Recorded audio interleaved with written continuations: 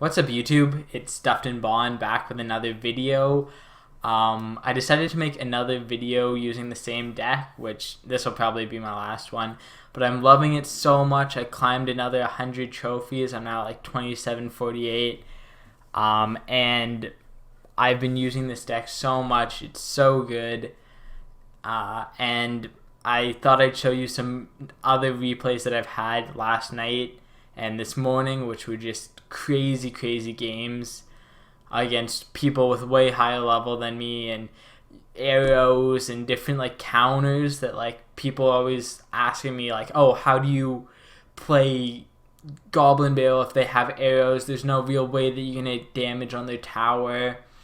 And so I feel like some of these replays will hopefully show you guys that there are ways that you get damage onto the tower, and the slowly whittling down his tower is actually quite a good strategy, because it means that you just lose a lot less games than you would if you were playing like an aggro deck and just hoping that his push isn't stronger than yours.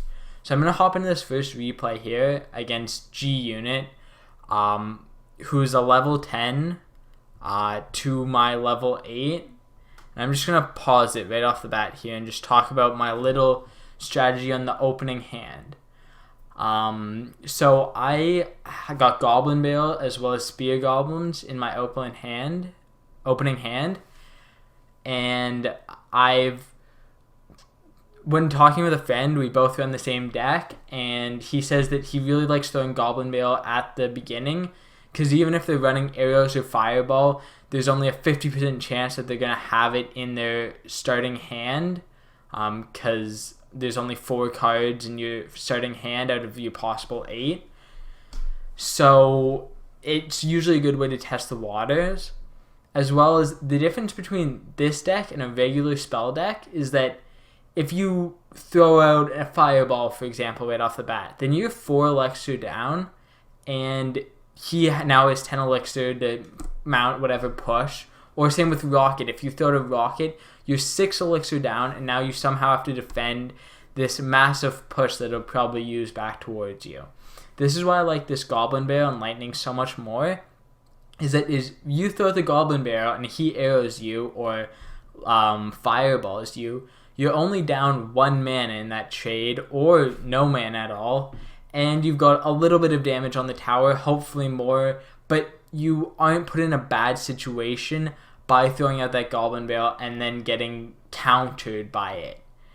So I decided to test the water. I will start by throwing out this Goblin Barrel as we hop into the replay, and his towers are 400, have 400 more hit points than mine, so it is a huge difference.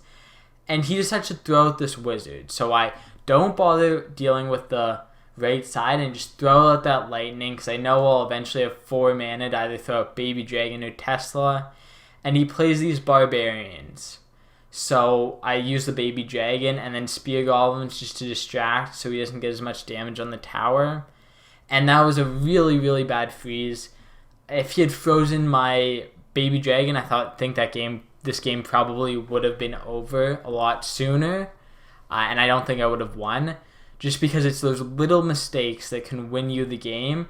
And if he plays it perfectly, there's pretty much no way you're going to beat a guy who's level 10 to your level 8. So you really got to abuse those little mistakes. And so I throw out these Goblin Barrel again. He doesn't have any spells other than the rocket, so there's no real way for him to counter it. He keeps playing Wizard, which is fine.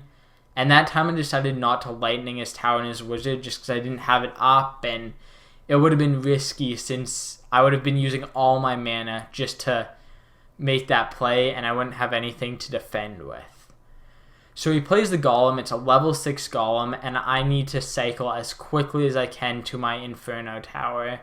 Luckily that Tesla drags him over a bit, and he freezes preemptively. I think he should have waited a bit longer for that freeze, because he knows I have the Inferno tower, and I guess he thought I didn't have it up, but luckily we did. And so now we are throwing out that Goblin Barrel again and seeing if we can get some more damage on. And I arrow that because those spear goblins do so much damage if they are left alone and like don't have to take damage. They can just keep firing spears away, and it could bring my tower down a ton, and you can't really afford to take any losses. And so he freezes again. He freezes my Tesla baby dragon and my tower. So I had to play the spear goblins just as a distract again, and I throw that goblin barrel, and it brings it down to 297 HP. And I know that my lightning will take it out. I didn't actually realize that he had rocket for the longest time. So when he played that was a bit confusing, but he freezes there. He knew it was over, and I'm sure he's probably pretty pissed. But sometimes it's incredibly frustrating to lose to like a deck like this where you really just can't get a push in. But as you can see, my tower is at 220 health. If he hadn't messed up that freeze at the beginning or had just played it a bit differently, used his freezes better, I would have lost that game. But it's all about making those little value trades, throwing out those goblin barrels at the right time, and getting using lightning on his wizard, so you get that elixir trade. Six elixir for 5 on his wizard, and all those trades like that are super, super good, and they definitely make you win the game. So I thought I'd hop in another game against what is this, Iron Eggplant? I don't know. But he's running arrows. He's level 7, but I think that it's still interesting to see how I can get my damage on their tower if this guy's running arrows. So I do that thing again, and he doesn't have arrows to counter it. So that's really lucky for me.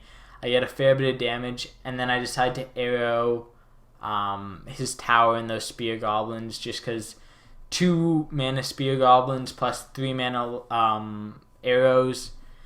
The elixir difference doesn't make a huge deal, and it allows me to get a bit more damage on his tower. So now we're setting up defensively, and he plays that rocket, which means that now is our time to push. So we wait till his Tesla's up, and then we throw out the lightning, and he plays the minion horde, and I don't have arrows either. So I decided to wait and hold off and play the Inferno just so that his Hog Rider can't get to my tower. And now we have to just reset a little bit. We've got a lot of damage onto his tower from lightnings and some spear goblin hits, as well as that first goblin barrel.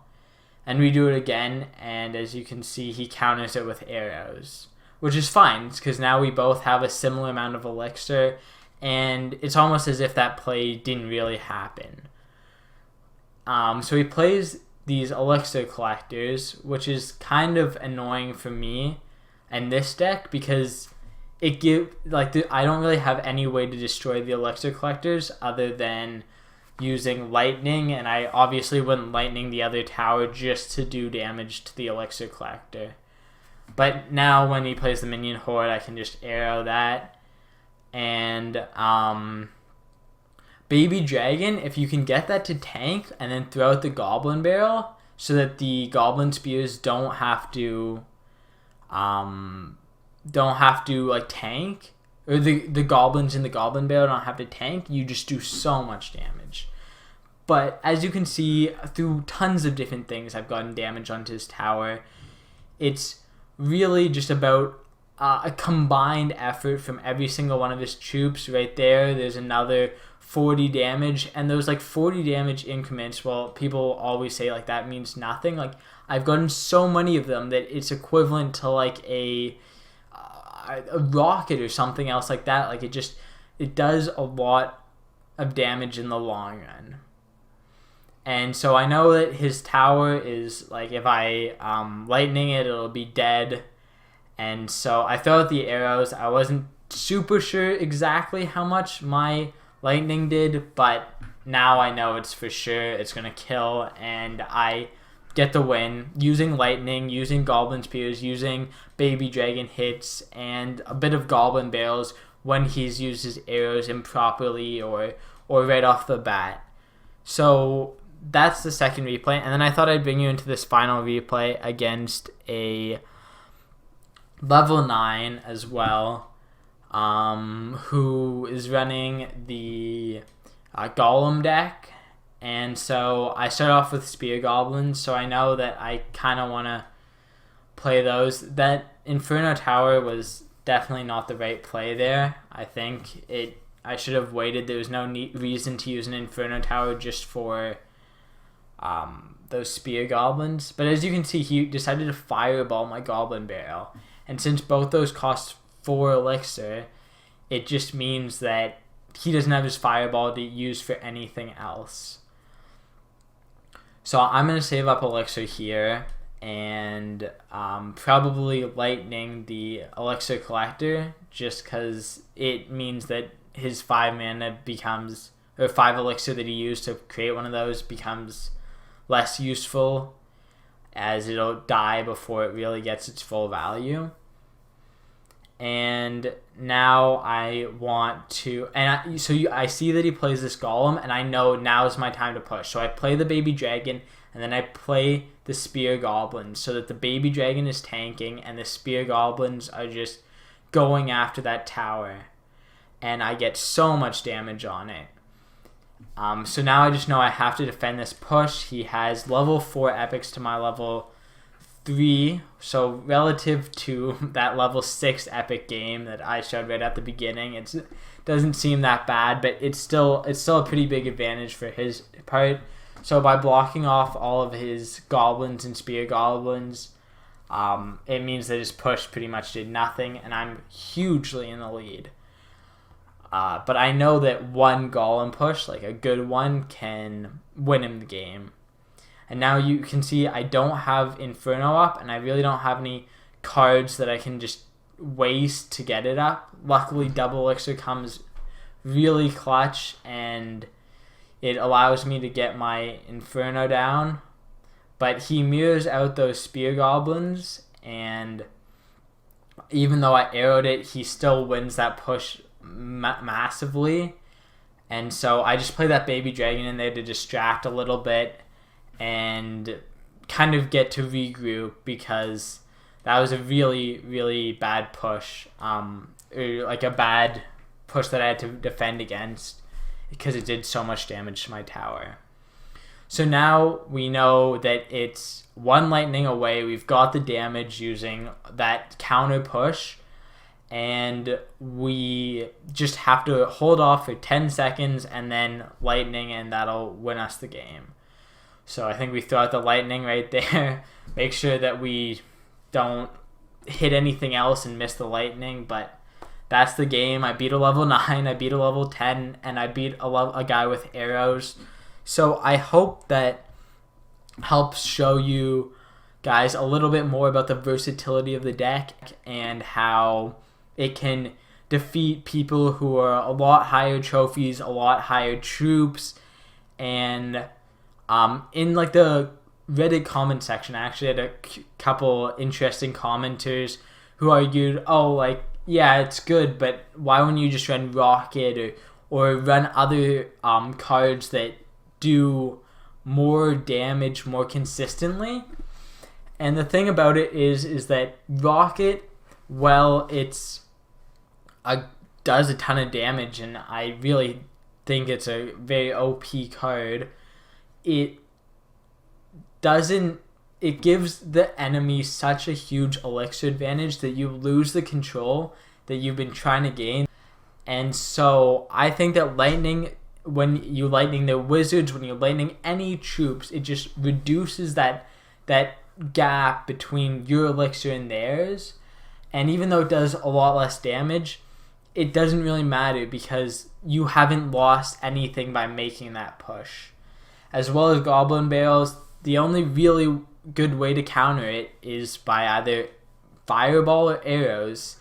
And if they use either of those, you don't lose out on any elixir, because it's 3 mana for arrows to your 4, or 4 mana for his Fireball to your 4. And so the trading gets it done. You can win with it, like people who have arrows, by using Baby Dragons and Spear Goblins and Lightning and other things to get that damage on the tower. I hope you guys enjoyed. I love this deck. It doesn't work for everyone, and some people would way rather just push down their tower in one big swarm and just try and do that, but I feel like it loses to so many other decks, and it doesn't make my win rate feel as consistent. So I really like these control decks. In any game that I play, I just like having control. So I hope you guys enjoy. If you like this deck, if you want to try it out, I would highly recommend it, but it does take a certain type of play style, and it's not for everyone. But until next time, it's been Duftonbond, and I'm out. Enjoy. Woo!